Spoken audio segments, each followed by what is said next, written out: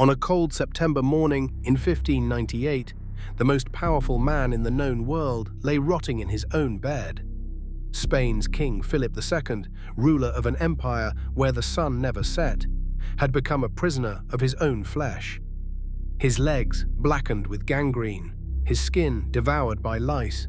His cries of agony echoed through the stone walls of El Escorial. And yet he still signed decrees. He still clutched his crucifix. He still clung to power. This is not the story of a king. This is the slow, brutal unraveling of a man who once ruled continents. A man consumed by faith, empire, and disease. This is the true death of Philip the Prudent. Philip was born not into privilege, but into power. On May 21, 1527, in the Castilian capital of Valladolid, he entered the world already cast in the shadow of two empires. The son of Emperor Charles V and Isabella of Portugal, he was cradled by the weight of dynasties, Habsburg, Trastamara, and Aviz, with bloodlines stretching across Europe like veins on an overstrained map.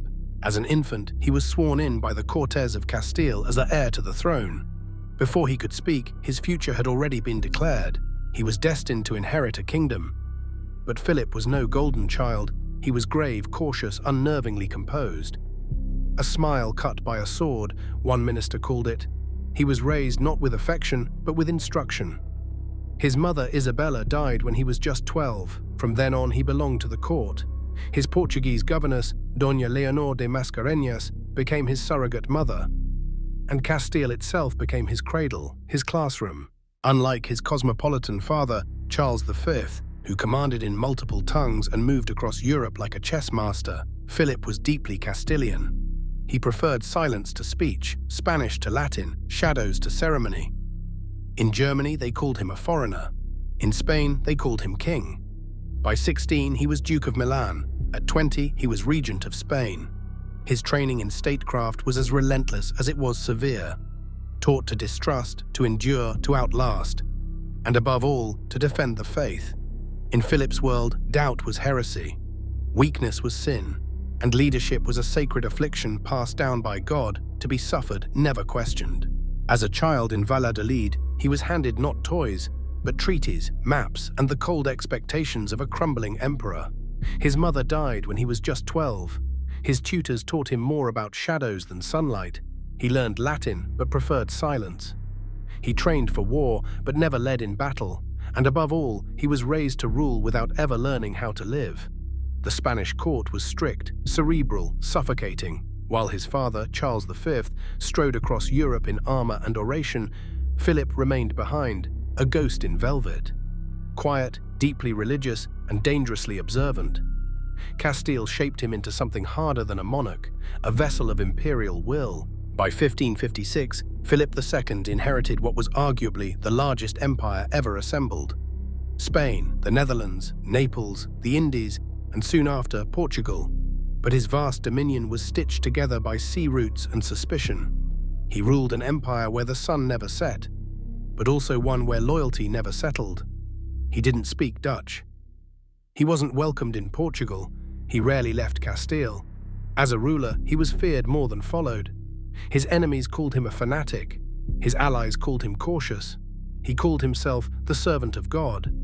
But his grip on power came not from charisma, only paperwork, gold, and fire. Philip believed his crown was a holy burden, and he wore it like a crown of thorns. His Spain became the blunt weapon of the Counter-Reformation. Protestant books were banned. 70,000 volumes were burned. Archbishop Carranza, a Catholic himself, was imprisoned for 17 years. Not even the faithful were safe. He viewed religious dissent not as disagreement, but infection. And so he purged. Heretics were paraded and burned in public squares. He watched one execution from a balcony unmoved. To him, mercy was treason against God. And salvation had to be forced, by flame if necessary. In 1588, Philip launched his most famous and most disastrous campaign, the Spanish Armada against Protestant England. It was not merely war, it was holy vengeance. But the ships were wrecked not by cannons, but by storms. The Protestant wind, as the English called it, scattered Philip's fleet like driftwood. He tried again. And again, and failed each time. His war bled Spain's coffers dry. His silver from the New World couldn't cover his debts. His soldiers were unpaid. His empire was bloated, overreached, exhausted, just like the man himself. By 1598, Philip was no longer a ruler. He was a relic.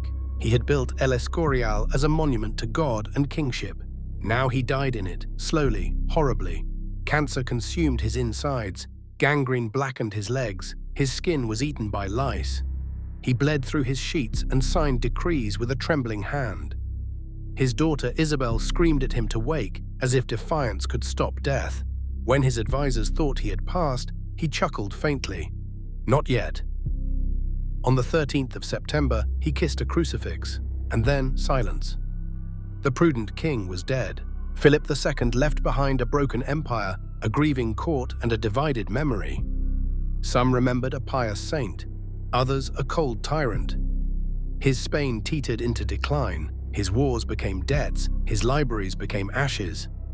His image, carved by enemies into the Black Legend, would haunt Spanish history for centuries. Yet perhaps the tragedy of Philip II is not that he ruled poorly, but that he tried to rule everything, body, soul, and world. And in the end, he was devoured by all three. Philip II ruled longer than any monarch of his time. He inherited the world, waged war on heresy, and died believing he had served God to the end. But beneath the gold, the crosses, the silence, was a man breaking under the weight of an empire he could never fully control. Even his body mirrored his kingdom, bloated by glory, crumbling at the edges and rotting from within. To some, he was a martyr, to others a monster. But one truth remains: no man, not even a king, can hold the world and not be consumed by it.